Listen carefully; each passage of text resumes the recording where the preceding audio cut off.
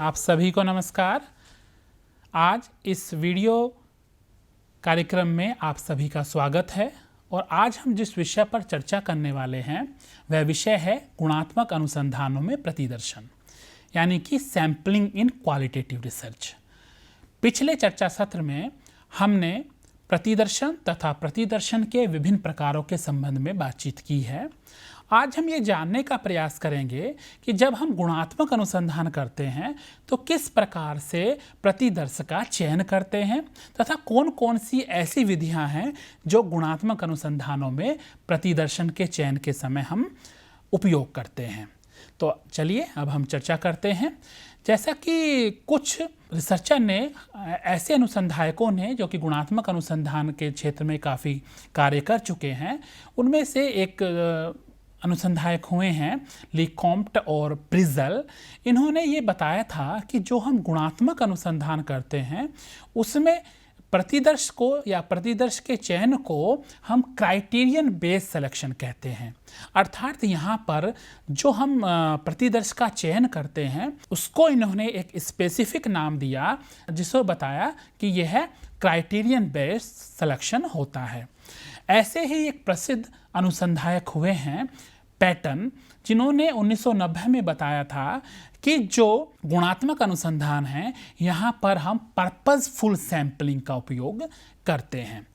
ये दोनों जो नाम हैं, क्राइटेरियन बेस्ड सैम्पलिंग या क्राइटेरियन बेस्ड सिलेक्शन तथा पर्पसिव सैम्पलिंग या पर्पसफुल सैम्पलिंग, असंभाविता प्रतिदर्श के प्रमुख प्रकार, जिसको कि हम उद्देश्यपूर्ण प्रतिचयन यानी कि पर्पसिव सैम्पलिंग के नाम से जानते हैं, उसके ही समानार्थी हैं।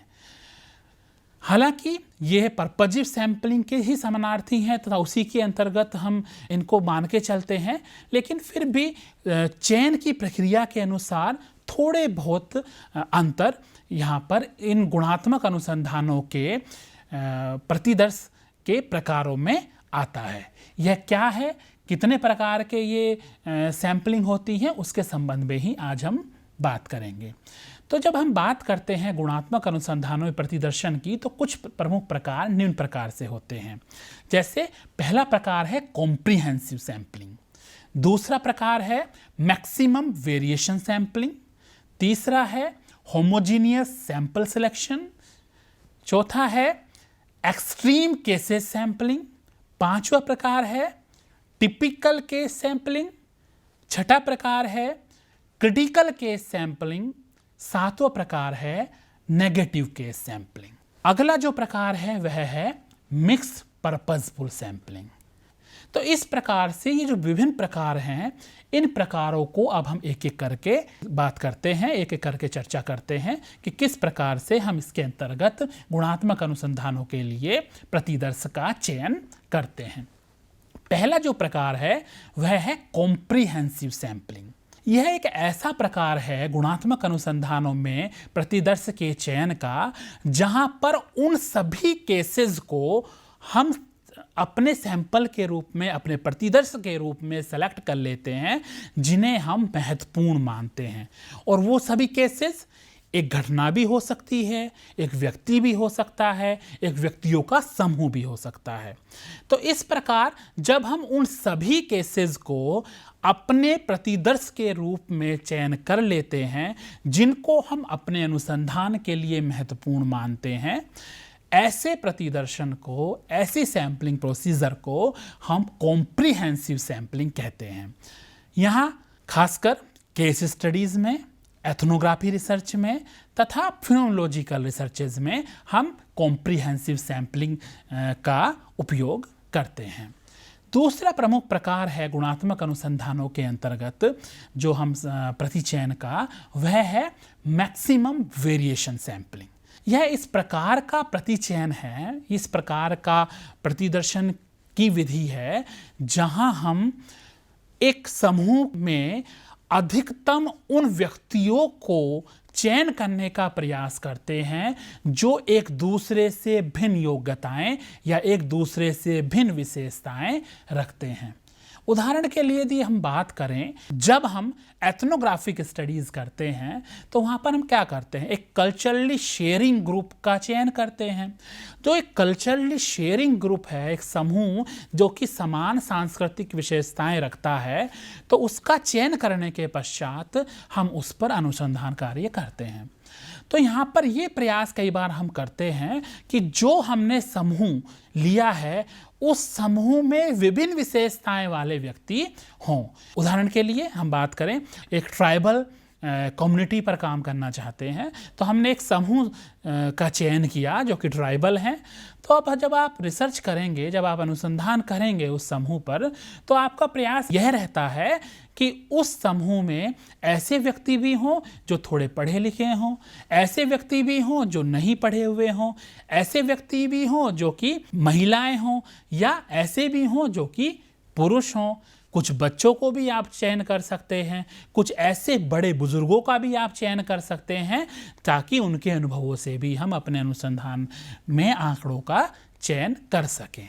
तो इस प्रकार से मैक्सिमम वेरिएशन सैंपलिंग में क्या होता है कि जिस समूह का हम चयन करने वाले हैं उस समूह में अधिकतम वेरिएशन, यानी कि एक दूसरे से भिन्न योग्यताओं वाले व्यक्ति तो होते हुए उसी समूह का पार्ट हैं, लेकिन उनमें कुछ ना कुछ योग्यताएं, कुछ ना कुछ भिन्नताएं होती हैं। तो इस प्रकार से मैक्सिमम वेरिएशन सैंपलिंग में हम ऐसे समूह का चयन करते हैं जो कुछ ना कुछ भिन्नताएं लिए होता है। अगला जो प्रकार है वह है होमोजीनियस सैंपल सिलेक्शन, यानी कि समजातीय प्रतिदर्श चयन। ऐसे बहुत सारे अनुसंधान हैं या अनुसंधान में आंकड़ों के संकलन की प्रविधियां हैं। उदाहरण के लिए जैसे focus group discussion. Focus group discussion में हम क्या करते हैं, हमारा प्रयास यह रहता है कि हम ऐसे व्यक्तियों का चयन करें, ऐसे व्यक्तियों के समूह का चयन करें जिनकी विशेषताओं में एक दूसरे से ज़्यादा परिवर्तन या अंतर नहीं होते हैं। तो ऐसा चयन जब हम करते हैं, ऐसे प्रतिदर्श का जब हम चयन करते हैं जिनकी विशेषताएं एक दूसरे के समान होती हैं, है ना, जो एक जैसी विशेषताएं प्रदर्शित करते हैं, वहाँ पर हम होमोजीनियस सैंपल सिलेक्शन का उपयोग करते हैं।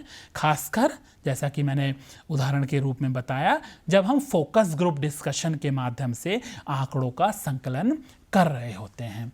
अगला जो प्रकार है गुणात्मक अनुसंधानों के अंतर्गत प्रतिदर्श चयन का, वह है extreme case sampling. Extreme case sampling का क्या मतलब है, ऐसा प्रतिदर्श चयन जहां हम एक्सट्रीम यानी कि किसी विशेषताओं के छोरों पर, जो छोर होते हैं, जो पोल हैं, उन पर स्थित व्यक्तियों का चयन करते हैं, है ना। वहाँ पर हम औसत विशेषता वाले व्यक्तियों का नहीं चयन करते, वहाँ पर हम ऐसे व्यक्तियों का चयन करते हैं जो एक्सट्रीम केसेस होते हैं, जो अब उस विशेषता में या तो बहुत अधिक प्रभावी तरीके से उस विशेषता को प्रदर्शित करते हैं या उस विशेषता को बिल्कुल भी प्रभावी तरीके से प्रदर्शित नहीं करते हैं। ऐसे बहुत सारे अनुसंधान कार्य हमें करने होते हैं जहां हमें एक्सट्रीम केसेस यानी कि किसी विशेषता के छोरों पर स्थित व्यक्तियों का चयन करना होता है। वहां पर हम एक्सट्रीम के सैंपलिंग के माध्यम से प्रतिदर्श का चयन करते हैं। उदाहरण के लिए आप गुणात्मक रूप से ये देखना चाहते हैं कि एक बहुत प्रभावी शिक्षक है, उसकी कक्षा का वातावरण तथा एक ऐसा शिक्षक जो बिल्कुल भी प्रभावी नहीं है, उसकी कक्षा का वातावरण और उन दोनों कक्षाओं के वातावरण में किस प्रकार की अंतःक्रियाएं होती हैं और वो अंतःक्रियाएं किस प्रकार से एक दूसरे से अलग हैं, एक दूसरे से अंतर प्रदर्शित करती हैं। यदि आपको इस प्रकार का कोई अनुसंधान कार्य करना है तो आप प्रतिदर्शन के इस प्रकार यानी कि एक्सट्रीम केस सैंपलिंग का चयन करते हैं। अगला जो प्रकार है वह है टिपिकल केस सैंपलिंग। यहां पर हम किसी विशेषता के छोरों पर स्थित योग्यता वाले व्यक्तियों का चयन नहीं करते, बल्कि हम उन व्यक्तियों का चयन करते हैं जो किसी विशेषता के औसत स्तर पर होते हैं। यानी कि ऐसे समस्त व्यक्तियों का चयन करना जिस विशेषता का हम चयन करना चाहते हैं उस विशेषता का औसत प्रदर्शन वह कर रहे हों। बहुत सारे ऐसे शोध कार्य, अनुसंधान कार्य होते हैं जहां हमें ऐसे व्यक्तियों के चयन करने की आवश्यकता होती है जो कि औसत स्तर के होते हैं। क्योंकि आपने देखा होगा कि जब हम कक्षा में शिक्षण कार्य करते हैं या शिक्षण कार्य की योजना बनाते हैं तो हमारा पहला उद्देश्य यही रहता है कि उन व्यक्तियों के लिए योजना बनाएं जो कि औसत स्तर पर विद्यमान हैं। तो टिपिकल केस में क्या होता है, हम औसत स्तर की विशेषताओं को लिए हुए व्यक्तियों का चयन अपने प्रतिदर्श में करते हैं। गुणात्मक अनुसंधानों के अंतर्गत अगला जो प्रकार है प्रतिदर्श के चयन का वह है क्रिटिकल केस सैंपलिंग। ऐसे व्यक्तियों का चयन करना, क्रिटिकल जैसा कि नाम से ही स्पष्ट है, ऐसे समस्त व्यक्तियों का चयन करना जो कि उस विशेषता के लिए महत्वपूर्ण होते हैं। कौन सी विशेषता? जिस अनुसंधान कार्य को हम करने जा रहे हैं उससे संबंधित किसी विशेषता के लिए बहुत महत्वपूर्ण जो व्यक्ति होते हैं उन व्यक्तियों का चयन करना। यहाँ पर एक हम उदाहरण से इसको अच्छे से स्पष्ट कर सकते हैं। उदाहरण के लिए यदि एक विश्वविद्यालय में हम यह जानना चाहते हैं कि यदि हम फीस में परिवर्तन करें या सुविधाओं में परिवर्तन करें तो किस तरीके का रेस्पॉन्स या प्रत्युत्तर वहाँ के विद्यार्थियों से हमें मिलेगा।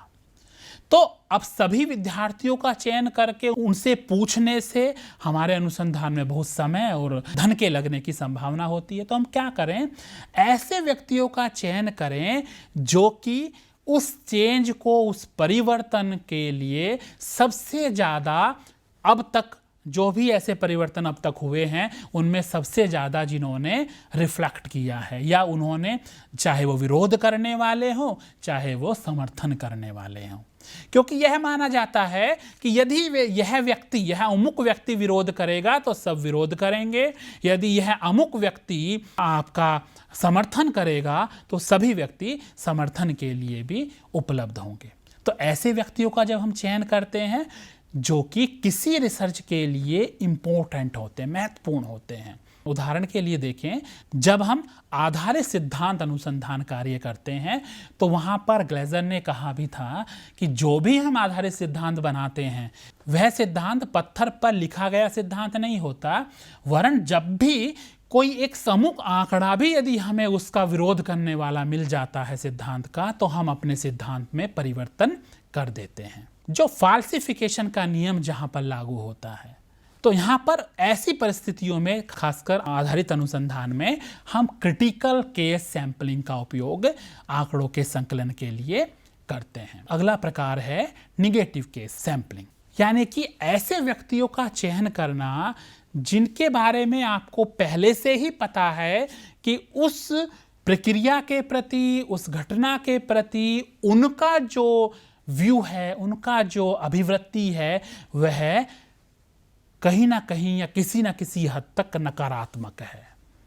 जब इस तरीके का अनुसंधान आप करना चाहते हैं जहां आप व्यक्तियों के विचारों को जानना चाहते हैं, वो इसलिए जानना चाहते हैं ताकि अपने सिस्टम में उत्तरोत्तर हम सुधार कर सकें, तब हम ऐसे व्यक्तियों के चयन करने के इच्छुक रहते हैं जो उस धारणा के संबंध में नकारात्मक या उस प्रक्रिया के संबंध में नकारात्मक विचार रखते हैं। तो ऐसे समय में हम कहते हैं इसको नेगेटिव केस सैंपलिंग।